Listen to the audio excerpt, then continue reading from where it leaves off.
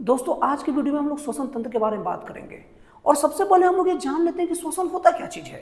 अगर श्वसन को सबसे आसान भाषा में परिभाषित करें तो यही परिभाषा निकलेगी कि हमारे शरीर में ऑक्सीजन लेना और कार्बन डाइऑक्साइड बाहर निकालने की प्रक्रिया को ही श्वसन कहते हैं।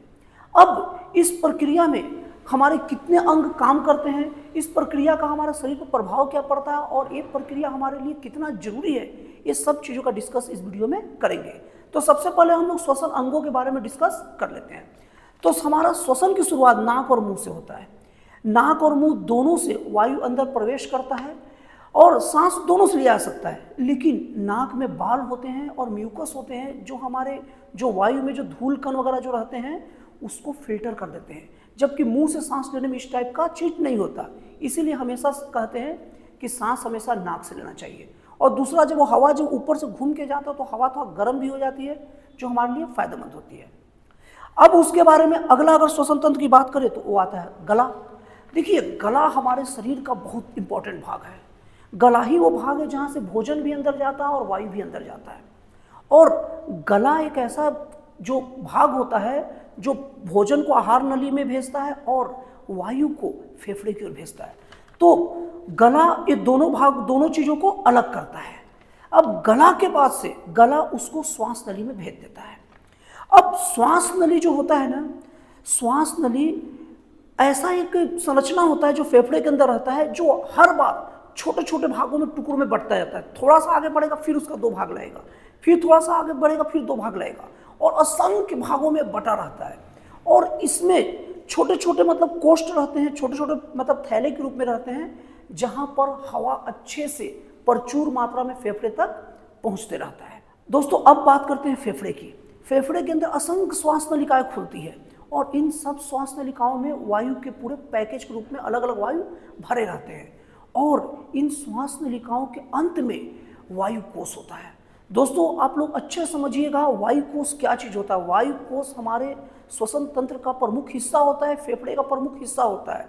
और आप लोग के दिमाग में कन्फ्यूजन हमेशा रहता होगा कि कैसे हम कहते हैं कि फेफड़े रक्त को शुद्ध करता है, और अगर रक्त फेफड़े में आता है तो फिर वो सूख क्यों नहीं जाता, क्योंकि हम तो फेफड़े का संबंध तो सांस लेने का है, हवा को लेने से है। तो रक्त कैसे जाएगा फेफड़े में, और हवा और रक्त जब मिलेगा तो रक्त सूख कैसे नहीं जाता है, क्योंकि रक्त का तो स्वभाव होता है अगर जहाँ खुले में हवा है सूख जाता है और फेफड़े तो पूरा हवा का भंडार रहता है।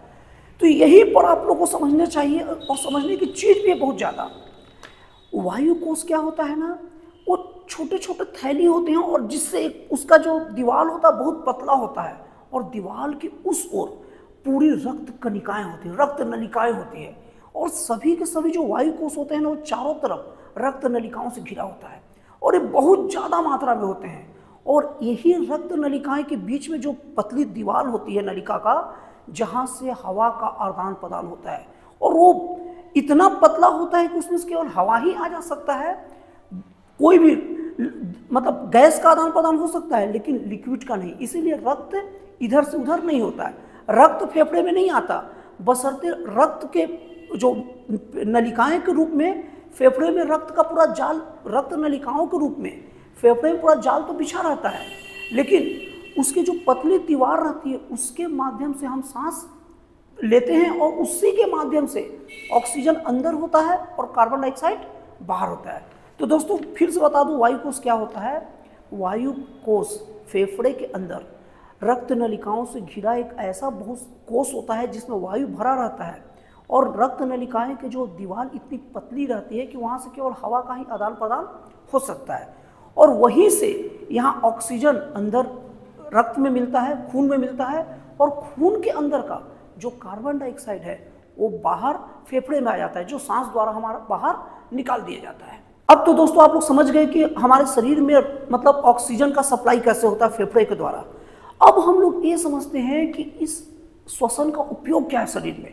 ये बात समझ में आ गया कि ऑक्सीजन अंदर चल गया, ये बात भी समझ में आ गया कार्बन डाइऑक्साइड बाहर निकल गया, लेकिन इससे शरीर को फायदा क्या होता है, इससे क्या ऐसा चीज होता है जिससे हमारा जीवन चलते रहता है। तो दोस्तों मैं आप लोगों को बता दूं कि हमारे शरीर में जो ग्लूकोज होते हैं वो ऊर्जा के बंडल होते हैं जो रक्त के साथ हर जगह घूमते रहते हैं और ग्लूकोज जब भी ऑक्सीजन से रिएक्शन करता है तो वो रिएक्शन के दौरान ऊर्जा और कार्बन डाइऑक्साइड क्रीच होता है। जैसे कि मुझे उंगली को मोड़ना है, जब उंगली को मोड़ना है तो यहाँ पर ग्लूकोज मौजूद है और हमारा दिमाग उसको आदेश देगा ऑक्सीजन से रिएक्ट करके ग्लूकोज को ब्रेक होने का, तो इतने भाग में एनर्जी क्रिएट होगा जिससे हमारी उंगली मुड़ी। अब जैसे कि आप लोग को बता दूं कि जैसे गाड़ी में आप पेट्रोल डालते हो, पेट्रोल धुआं धक्कर नहीं करता, पोल्यूशन नहीं देता, लेकिन जब गाड़ी हम चलता है तो पीछे से धुआं निकलता है। अब वो धुआं निकलता है जो हमारे लिए ठीक नहीं है, धुआं कहीं और जाए और हमारा गाड़ी चलते रहता है। वही हाल हमारे शरीर का है, ग्लूकोज ब्रेक होता है ऑक्सीजन से रिएक्शन करके, वो जलता है और वो एनर्जी क्रिएट होता है, लेकिन जलने के बाद राख कचरा तो होना चाहिए, तो वो राख ही कार्बन डाइऑक्साइड के रूप में बचता है। क्या जब भी ग्लूकोज ऑक्सीजन से रिएक्शन करता है, जलता है मान के चलिए, तो ऊर्जा और कार्बन डाइऑक्साइड निकलती है। अब वो ऊर्जा तो उपयोग कर लिए, लेकिन कार्बन डाइऑक्साइड निकला तो कहाँ जाएगा? वो रक्त के साथ ही रहता है और वो पूरे शरीर में रोटेट करते रहता है और फिर फेफड़े के पास आइए, जो मैं आपको बताया था, फेफड़े के पास आइए और वो वायु कोष जो मैं बताया था, और वो वायु कोष के चारों जो रक्त धमनियां रहती है, वो रक्त फिर वहां पर पहुंच जाता है और वो पतली उसकी दीवालों से कार्बन डाइऑक्साइड बाहर हो जाता है और फिर से ऑक्सीजन अंदर हो जाता है। इस तरीके से हमारे शरीर का शुद्धिकरण लगातार चलते रहता है और हम ऊर्जा प्राप्त करते रहते हैं और कार्बन डाइऑक्साइड जो अपशिष्ट गैस है जो हमारे शरीर से बाहर निकलते रहता है। तो इस तरीके से श्वसन के द्वारा हमारा जीवन चल रहा है। आप सोचिए, अगर हमारा नाक या मुंह कोई थोड़े समय बंद कर देता है तो ऑक्सीजन सप्लाई बंद हो जाता है, और ऑक्सीजन सप्लाई बंद होने का मतलब है वहीं पर ग्लूकोज से रिएक्शन ही नहीं हो पाएगा, तो हम लोग कुछ कर नहीं पाएंगे, हमारी सारी क्रियाएं रुक जाती है और आदमी का मृत्यु तक हो जाता है। तो दोस्तों, इस तरीके से श्वसन हमारे लिए बहुत ज़्यादा महत्वपूर्ण है। और दूसरी चीज, आप कभी भी ये बात कोई भी कैंसर के डॉक्टर से पूछिए कि कैंसर का मतलब होता है लैक ऑफ ऑक्सीजन, ऑक्सीजन की कमी। तो जिन ऊतकों तक नस दब जाने से या किसी और कारणों से ऑक्सीजन सप्लाई नहीं हो पाता, वो ऊतक डेड होने लग जाते हैं और वही डेड ऊतक को शायद कैंसर कहते हैं। तो दोस्तों, ये आप लोग इस तरीके से, मुझे उम्मीद है कि आप लोग श्वसन तंत्र को समझ गए होंगे और श्वसन तंत्र को हमारे शरीर में उपयोग को भी समझ गए होंगे। तो दोस्तों, फिर मिलते हैं अगले वीडियो में एक जन कल्याणकारी और एक राष्ट्रवाद से प्रेरित नए विचारों के साथ।